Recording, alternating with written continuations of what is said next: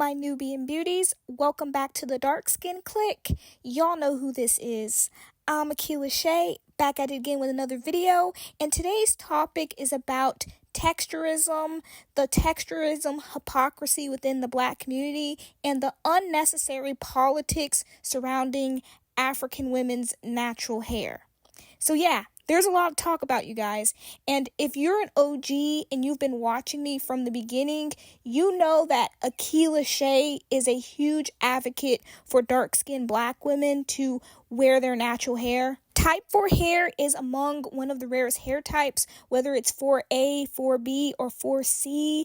I think that it is much more flattering and suitable for West African facial features. With that being said, it's a complete hypocrisy for us as African women to complain about quote-unquote Eurocentric standards of beauty while simultaneously trying to adhere to it by wearing straight European-looking wig or even mixed woman type 3 hair. A lot of Black women don't realize that by doing this, by wearing other races of women's hair, you're pretty much reconfirming the existing stereotype that Black women are less attractive, therefore they have to put on these Europeanized beauty enhancements to be pretty, which is completely false because some of the most beautiful women that I've ever seen have been unambiguous with type 4 hair.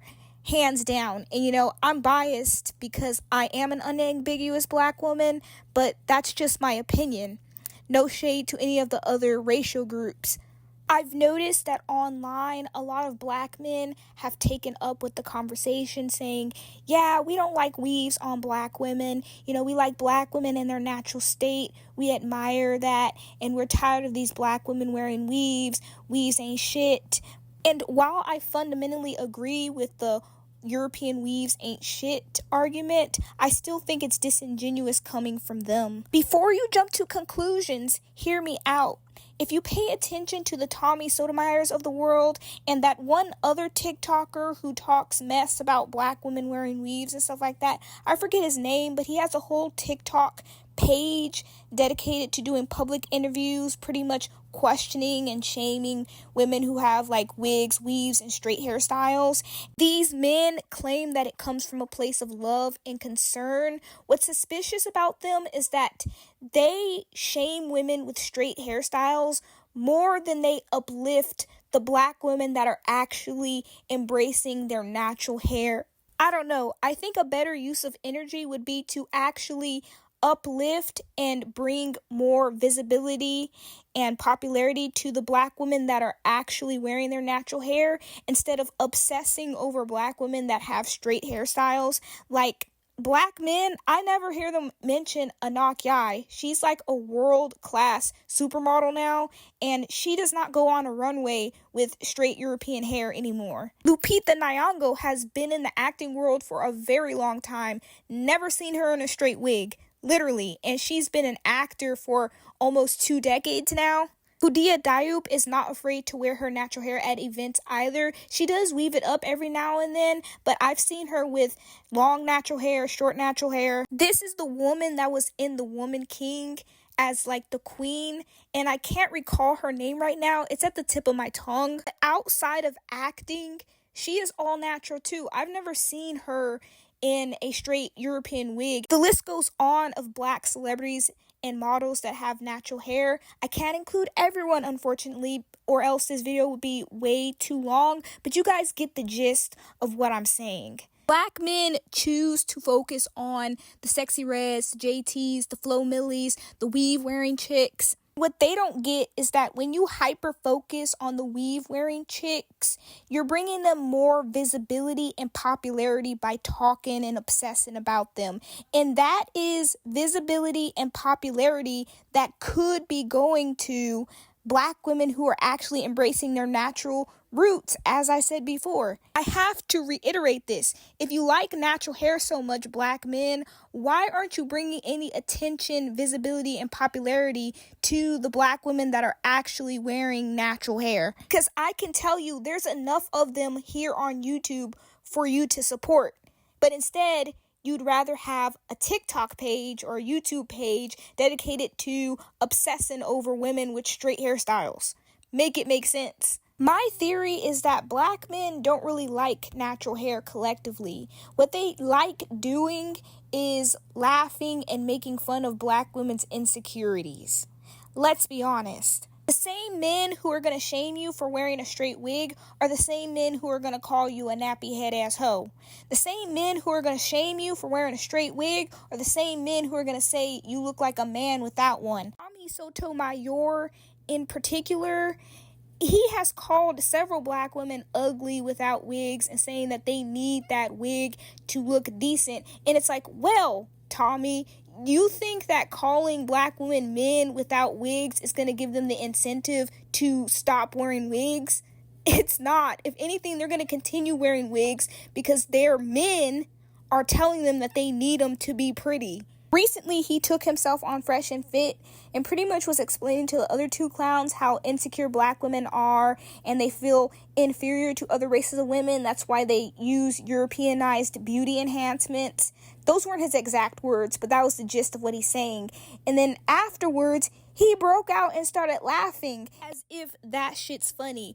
Black men think that black women's internal pain is a joke. And that interaction I saw on Fresh and Fit is proof of that. Their collective behavior is proof of that. So my point is, ladies, when black men criticize black women for wearing straight European-looking wigs, weaves, perms, straight hairstyles, it's not coming from a place of love for natural hair. It's coming from a place of mockery. They're mocking you. Because if they truly loved natural hair, they would be giving their attention, their currency, to the women who are actually doing it. Instead of clowning wig-wearing rappers like Sexy Red, black men could be uplifting and bigging up Anak Yai and helping her elevate her career and popularity. But no. And that's part of the reason why I created this platform, because dark-skinned black women collectively do not have external support from our male counterparts, dark-skinned black men. Unambiguous black men are not interested in the upliftment of unambiguous dark-skinned black women. That's a fact. Nobody can prove me wrong. That's why we need to create our own beauty validation, our own promotion, our own upliftment of our phenotype. And I know many of you resent the fact that other races of women get their beauty validation from their male counterparts.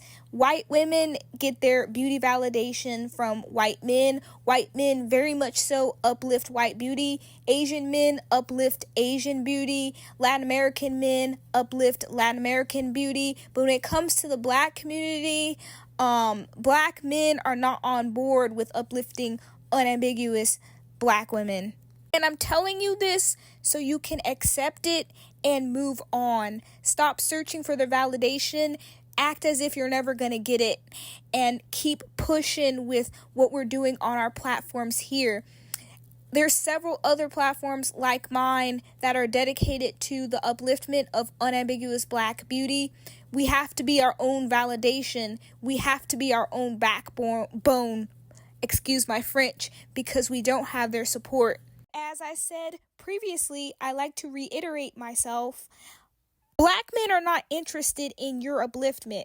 I've had several black men, more than several actually, who have came in my comment section and I had to block them since, saying nonsense and down-talking this platform, a platform that's improving the image and self-esteem of unambiguous black women, by the way. I got some wild comments underneath my black features are pretty video, and in that video I was talking about, hair texture, of course, as well as features and skin tone, and I got this one interesting comment that's very telling of black men's headspace regarding this topic.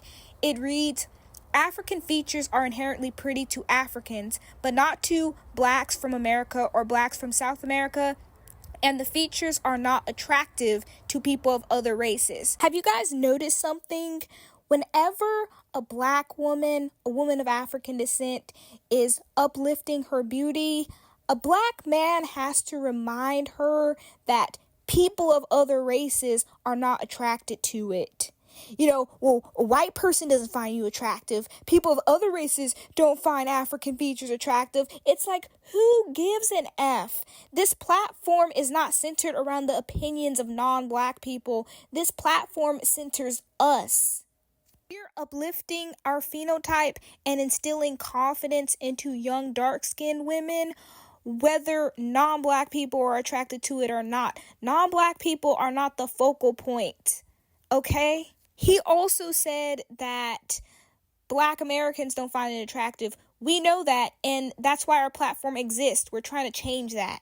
Circling around back to the hair thing, I know I spent quite some time on black men, but another thing that I want to bring to your guys' attention is that there's a common misconception that if a black woman puts curl defining cream in her hair, or if she does a braid out on her type 4 hair, that must mean that she hates her type 4 hair and she's a wannabe mixed woman, or she's trying to look like a mixed woman. And as you guys already know, this whole argument is stupid, because when a black woman stretches out her hair, it still does not look like 3C mixed woman hair. When a black woman puts curl defining cream on her type 4 coils, it still does not look type 3. This picture says it all, you guys. On the left, you have type 3 hair. On the right, you have type 4 hair that is defined, or they used some type of gel on it. It still does not look the same. Okay, these are still two different curl patterns.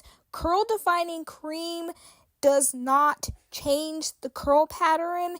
It does not change the size of the curl. It does not change the shape or the diameter of the coil. All it does is enhance the pattern that's already there. With that being said, me enhancing my God-given curl pattern that's already there is not me trying to mimic a mixed woman. On the other hand, if you see black women using, chemical relaxers to get those bigger, looser curls, or just straight up wearing a wig that has big, loose curls, then you can say, oh, you're trying to mimic a mixed woman. But I'm not trying to be a mixed woman when I enhance my own curl pattern.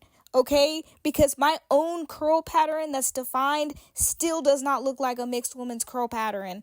A lot of people, even people within the black community, because a lot of these criticisms are coming from within the natural hair community, you guys just want to nitpick at everything that a black woman does. And it's so stupid, because I will literally wear my type 4 hair in all of its states. I wear it in its shrunken state when it shrinks. I wear it when it's stretched. I wear it when it's defined. I wear it when it's undefined. I've even had locks. That's how versatile type 4 hair is, and that's what I love about it. And speaking of its different states, people also like, if you stretch your hair, that means you don't like your pattern. That means that you're a wannabe mixed woman. You're mimicking 3C hair. A lot of people who are saying this clearly don't know anything about 4C hair. First of all, stretched 4C hair, or 4C hair that's the product of a braid out, it still does not look 3C. Like, this woman right here obviously has type 4 hair. The reason why we stretch our hair is not to, quote unquote, mimic mixed women. It's actually because our hair shrinks at a rate of 80 to 85%. So yeah, our hair in its shrunken state only shows about 20% of its length, and it tangles within each other really bad due to this fact. So we stretch it out so we can have an easier time detangling it without the unnecessary breakage. It has nothing to do with looking like a mixed woman, because stretched 4C hair still looks 4C. It looks like 4C hair that's stretched. It doesn't magically turn into 3C hair. Our hair is versatile. That's what I love about 4C hair. And wearing it in its different states does not make us wannabe mixed women. Okay? See this beautiful woman on the screen right now? Her crown is so beautiful. It's obviously 4C hair that is stretched. I also want to end by saying that our hair is not a political statement. I know that in the past, the afro has been used as a sign of black power, as a sign excuse my French, it has been used as a sign of resistance to the government or to like the systems that be. But in reality, our hair is just like any other races of women hair. It's a signifier of femininity, grace, beauty, womanhood. There shouldn't be anything political or socially inflammatory about wearing and embracing the hair that grows out of your head. Y'all know who this is. I'm Keila Shay, and if you want more content like this, please subscribe to the Dark Skin Click, and I'll see you in the next one.